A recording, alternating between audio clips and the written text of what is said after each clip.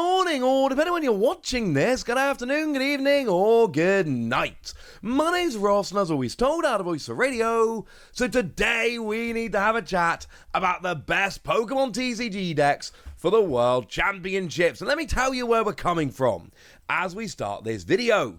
Now, of course, one of the cool things about the World Championships, cool if like me you're an observer, terrifying if you are a player, is that Shrouded Fable is going to be legal for the first time on the first day of Worlds.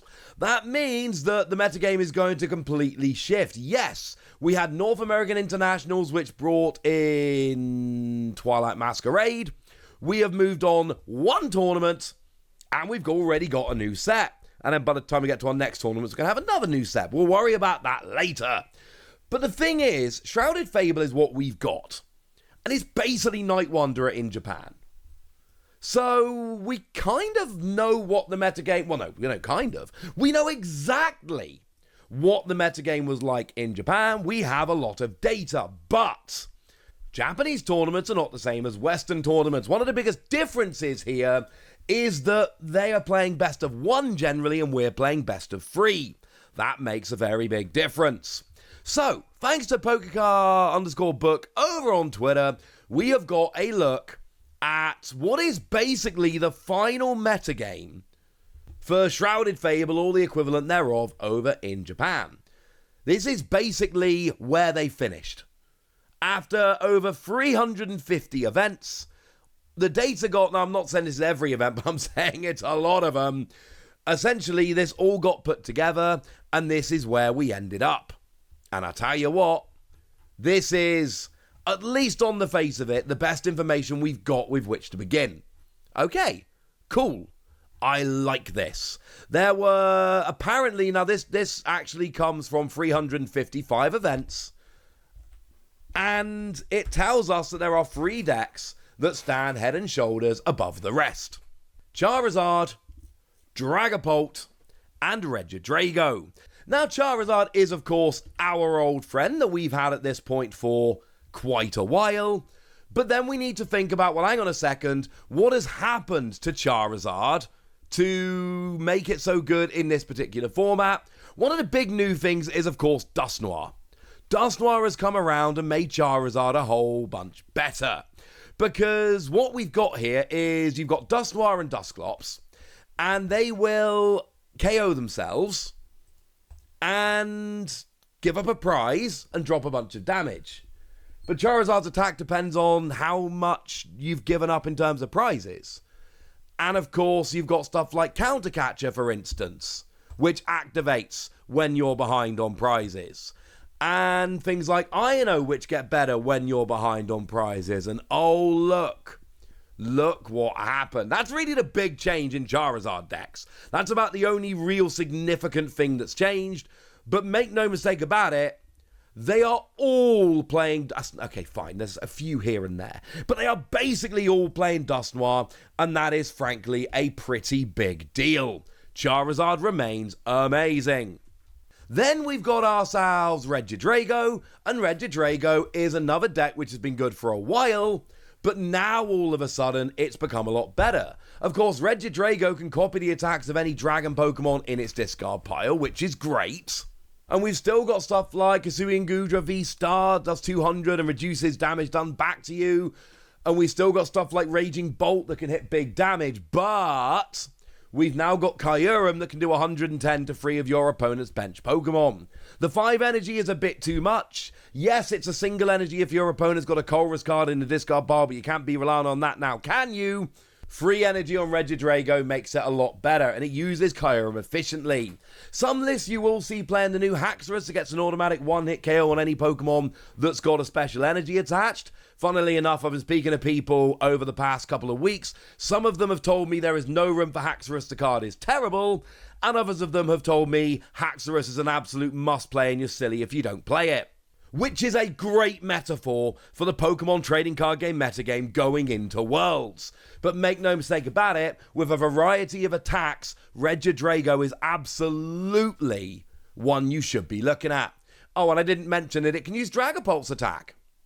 Speaking of which, Dragapult is the other big card in the metagame. This is the final one of the top 3 if we assume that Japan was right.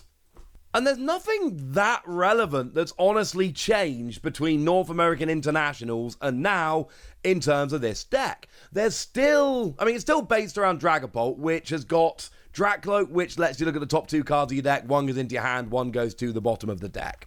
And you've still got the ridiculous attack that does 200 to the active and drops 6 damage counters on the bench. This is all absolutely the same as it was, and there's still multiple different ways to play it. You can play it with Xatu for accelerating psychic energy and drawing cards. You can play it with Charizard, so you've got 2 big attackers, and of course Charizard will accelerate the energy. You can play it with Pidgeot to search out any cards you like. There's different ways to play it.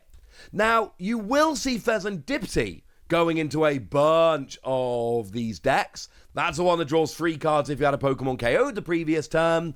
So there is a new card in there, but it's not for all of them. This is just what we see in some of them. It is far from all of them. Sometimes you'll see Dusknoir creeping in.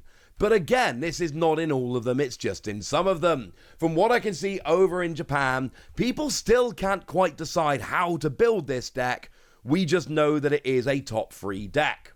So Charizard, Dragapult, and Regidrago. We're going into Worlds basically going, right, these are the top 3 decks, these are the ones to beat. But there are other decks, there's a second tier, an A tier if you will, which are also very, very worth chatting about. Like for instance, Raging Bolt with Teal Mask Ogerpon. It is still a redonkulously powerful deck, because you've still got Raging Bolt that can discard energy and do huge damage. You've still got Teal Mask Ogerpon that gets extra energy on the board, and then also draws cards as you do so, which is really, really fun. But now you've got Pheasantipiti, and this is one that is popping up in every, when I say every list, I mean the vast, vast majority. I'm sure you can find some where it doesn't. But Pheasantipiti comes in beautifully here. And one of the cool things about this is that your opponent basically has to go after your Raging Bolt, or they're going to give you too much in terms of setup. So your Pheasantipiti basically sits on the bench drawing cards, and one of the issues that this deck had previously is, you take a KO, let's draw some cards, let's get energy on the field. You lose your attacker, and you've got to keep rolling. Whereas here, you lose your attacker, but you get an extra 3 cards, or you lose your 3 cards, but you don't lose your attacker, and this helps out massively. It makes the deck actually a lot more consistent than it was previously. It's the only real change we saw from North American Internationals. That doesn't really matter. It's still awesome. Speaking of still awesome, Lugia. Lugia just won't go away. Lugia is a great deck. And now this is going to get a bit repetitive here, but one of the biggest new inclusions we've got here is Pheasantipiti. Sorry, that's just the way it is. Now, not all Lugia plays this, whereas with Raging Bolt, they're all playing it. With Lugia, it is, shall we say, a bit less. But we've got Legacy Energy in Twilight Masquerade, which helps out amazingly here. It's any energy and it gives up 1 less prize, which is awesome. You've still got Iron Hands as a great option for taking extra prizes, especially now that we've got Legacy Energy. You've still got Blood Moon Ursaluna as a late game sweeper for very, very little energy, or just an alternate basic attacker. You've still got Cinccino that can do massive damage for all your special energy, and it's only a single prize Pokemon, no prize if you put the Legacy Energy on. And the deck hasn't changed that much in terms of adding in new cards, other than some lists putting in Pheasantipiti. But I'll tell you something for nothing, it is very, very, very good still. Takes massive one-hit KOs and can use single prize attackers. I think that's pretty relevant. And the other one which is hanging around is another one that's been hanging around for a very long time. It's Gardevoir. And Gardevoir, look, it was all over North American Internationals. It was a big deck at that tournament. And we're back here again. Monkey Dory remains a great option for moving damage around, as we saw. We've still got a variety of attackers like Screamtail to hit the bench. We can still use Fluttermane to turn off abilities and all of that good stuff. We still got Mimikyu or Klefki to try and block your opponent from doing what it is they want to do. It remains a very good deck. I will say, over in Japan, Reset Stamp seems to be the A-spec of choice. That's where we seem to be here. I know there's a lot of discussion about A-specs in Gardevoir, but it seems to be that we've landed, at least in Japan, a lot of the lists that I'm seeing, it seems to be Reset Stamp that is dominating. Put your opponent down to a low hand size when they take a prize. Not guaranteeing it will be that way at Worlds, but I'm telling you that's what I'm seeing coming out of Japan in these Japanese lists. And Gardevoir looks roughly the same as it did at NAIC. There aren't really any new cards coming in from Shrouded Fable that are changing things very much.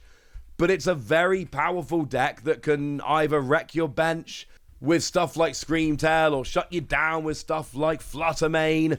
It's got an awful lot of tricks. So your tier 2 basically ends up with Raging Bolt, Gardevoir and Lugia are good decks with a great chance here, but shall we say not guaranteed. And then we've got your tier 3 decks. There are a bunch of them. We've got your Chien-Pao, we've got your Lost Zone, we've got your Roaring Moon, we've got your Golden Go, Greninja's apparently legit now, and Dialga is still hanging around. These aren't decks we would necessarily think as top contenders for Worlds. These are the could surprise us decks. Ones we need to be aware of. But there's one giant thing missing from this graphic, and I foreshadowed this right at the beginning of the video. We play in a slightly different format to Japan. And that means that there are going to be things which are a little bit different, and I think the one thing that is really missing from these graphics I'm showing you, control decks. I think control decks are frankly different, and we need to be very aware of them.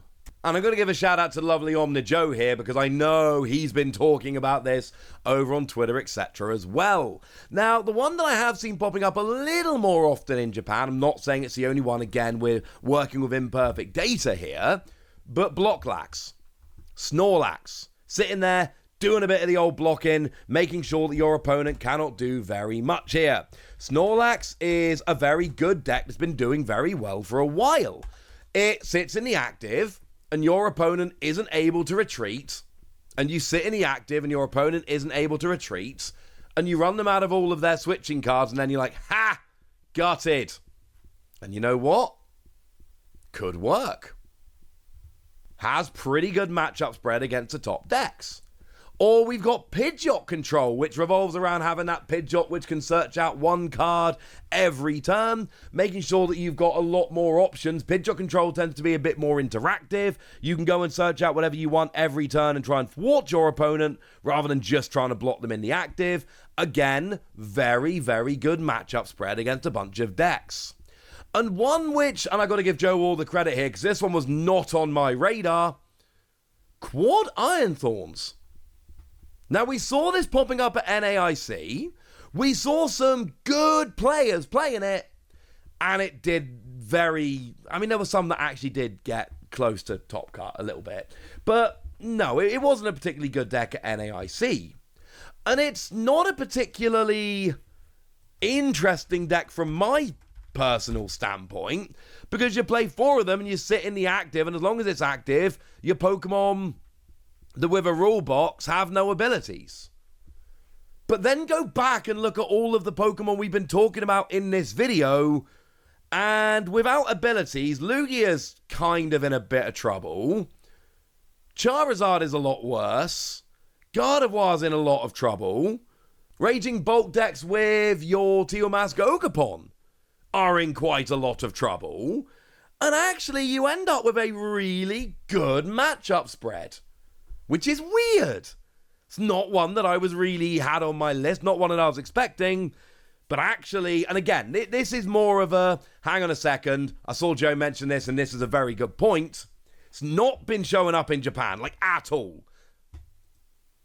But here's what we've done in this video. We start off looking at Japan. They have had hundreds of tournaments, actual tournaments, now small, but still hundreds of actual tournaments in this metagame, we look at what they've done and we go, okay, this looks like a good starting point.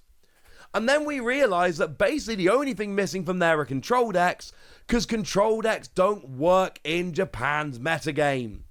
And then we say, well, there's 3 that could be here. And look, I'm not telling you that Iron Fawns is going to win Worlds, but I'm telling you it needs to be on your radar. Right, there we go. That's what you need to know. That's all of the decks you need to be looking at for Worlds, and now it's over to you guys. Tell me which of these decks you think stands the best chance. Tell me what your predictions are for Worlds. Tell me anything you want to tell me in the comment section. Go nuts! Be nice. And then make sure you like this video, subscribe to this channel, follow me on Twitter at the Wasi. That's where we talk about Pokemon and a whole bunch of other card games. And please do consider checking out patreon.com/PTCG Radio, where you can support the channel, get some bonus podcasts and all kinds of fun things. And get shout-outs on the channel like the lovely Eric Ridgway, who's been a supporter of ours for a long time now and is a very lovely person. So shout out to them for the support and the loveliness. But by far the most important thing as always, look after yourselves till next time, would ya? Thank you very much for watching. My name's Ross, and you've been watching PTCG Radio.